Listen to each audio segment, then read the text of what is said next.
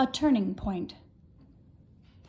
After bidding farewell to Octavia, Antony had let his unruly heart lead him back once more to his beloved Cleopatra. He had sent to Egypt for her, and she had come to meet him again in Asia Minor. At the first touch of their hands and lips, the 4 years that had separated them seemed to melt away. Their plans for the future came to life again, plans for ruling the entire world. And in no foolish Roman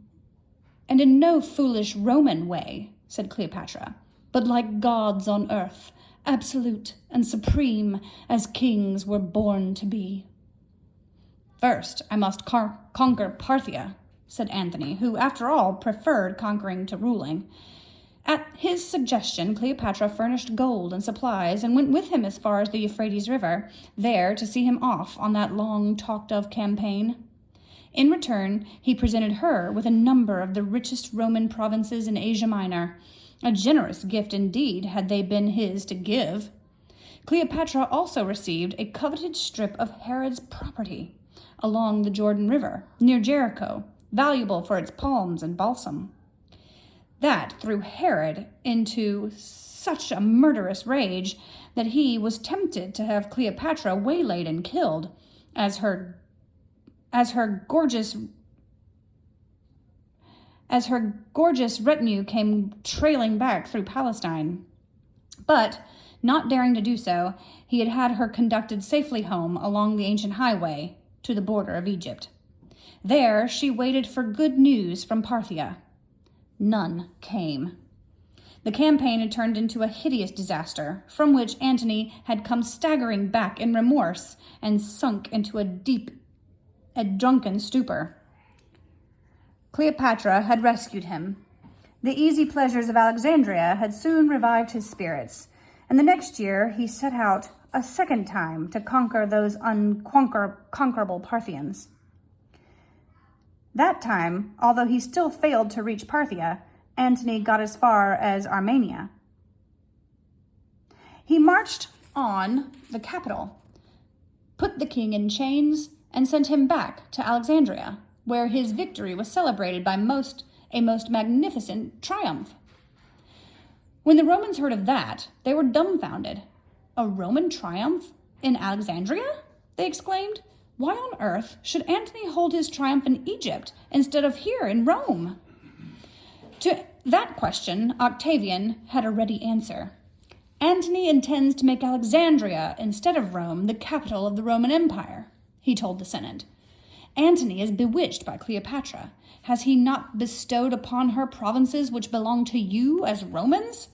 Has he not deserted Octavia, his faithful wife, for that accursed female?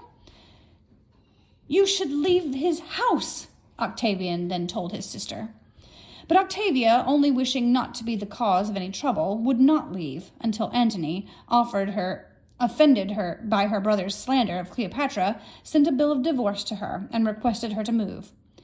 By this harsh act, Antony lost much sympathy in Rome. He still had, however, much staunch defenders in the Senate, who now attacked Octavian. They accused him of cheating Antony's soldiers out of their fair share of land and cited other grave mismanagement, to which Octavian made a quick reply. Any and all senators, he announced, who wish to support Antony are now requested to leave Rome at once. 400, almost half of the Senate, packed up and left Italy. All were firmly determined to persuade Antony to break away from Cleopatra. It was the only way, they agreed, that he could save himself from ruin. They found Antony in Athens, but with no desire to be saved. Newly wed to Cleopatra, he was spending his honeymoon carefree and deliriously happy. Octavian, back in Rome, however, was a very worried man. What if, for once, he had acted too hastily? What if the Senate could not be made to declare Antony a public enemy? He was almost ill with nervousness until he heard about the will which Antony had made out just before leaving Italy. In the safekeeping of the Vestal Virgins, it was a sacrilege to touch it, but Octavian was desperate. He had seized it, and when to his relief he found what damning evidence it contained, he had it read aloud before the Senate. In the will, Antony named his children by Cleopatra as his only heirs, and declared that Caesarion, Cleopatra's son, was the only rightful heir to his father, Julius Caesar. Could more proof be needed? Octavian asked, of Antony's treacherous intentions. Yet he did not follow up the reading of the will by requesting the Senate to declare war on Antony. He was too shrewd for that. Very cleverly, he threw all the blame on the Queen of Egypt and pictured her as such an artful, dangerous enemy of Rome that the Roman Senate felt obliged to declare war on Cleopatra. Octavian was satisfied. That means Antony, too, he thought. He'll never break away from her. And in that, he was right. Antony could not bring himself to part with Cleopatra, though he grew quarrelsome and edgy over the bad omens that now began to occur. First, the statue of Bacchus, the god he represented, was knocked over in a cyclone. That was in Athens. In the town of Patras, the temple of his divine ancestor Hercules was struck by lightning. And there, too, the swallows that lived in the rigging of Cleopatra's flagship were driven away by a strange flock of birds. Patras, where they had then moved, was a port on the west coast of Greece. The Egyptian fleet and Antony's 200 battleships were at anchor in the Gulf. There they stayed until word came that Octavian had landed with an army on the point of a small bay farther up north. Antony then moved north to that same bay and went into camp on the opposite point, which was called Actium. Antony stationed his soldiers around the shore of the bay in such a way that Octavian's men could not move inland without a battle. On the other hand, once inside the bay, the fleets of Antony and Cleopatra could not move out because Octavian's ships were lined up across the mouth. There were 400 of them, most of them light, swift ships, which Agrippa had built for use against the pirates. Don't risk a battle against these ships, Antony was advised by the Roman generals. Draw Octavian inland into a land battle. We are not sailors, begged the centurions. Let us fight on land where we know how to fight, not on rotten timbers.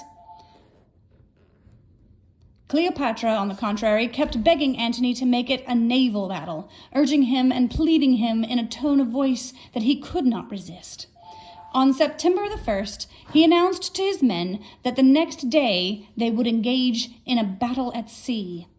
Then, having decided to make it a naval battle, having set the day, and forced the Roman soldiers to fight on water instead of land, Antony did not even wait to see how the battle turned out. It seems unbelievable, but it is true. At first, when the ships were rowed out of the harbor, Cleopatra had been watching them from her flagship anchored near the shore. Antony saw her there as the battleships, loaded with foot soldiers and archers, left the narrows of the open sea.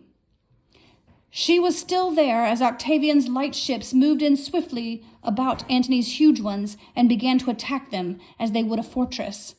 But then, suddenly, while the battle was still undecided, Antony noticed that Cleopatra's ship was moving. It was sailing away. Forgetful of the battle, forgetful of those thousands of men who were fighting and dying for him, forgetful of everything except that Cleopatra was leaving him, Antony, ruled as always by his emotions and now completely swept away, turned and sailed after her. 2 hours later, the fleet surrendered and the Battle of Actium was over. One of the very important battles in the history of the world was this Battle of Actium, for it was more than a contest between two ambitious men. It was a struggle between two ways of living. The age-old despotism. The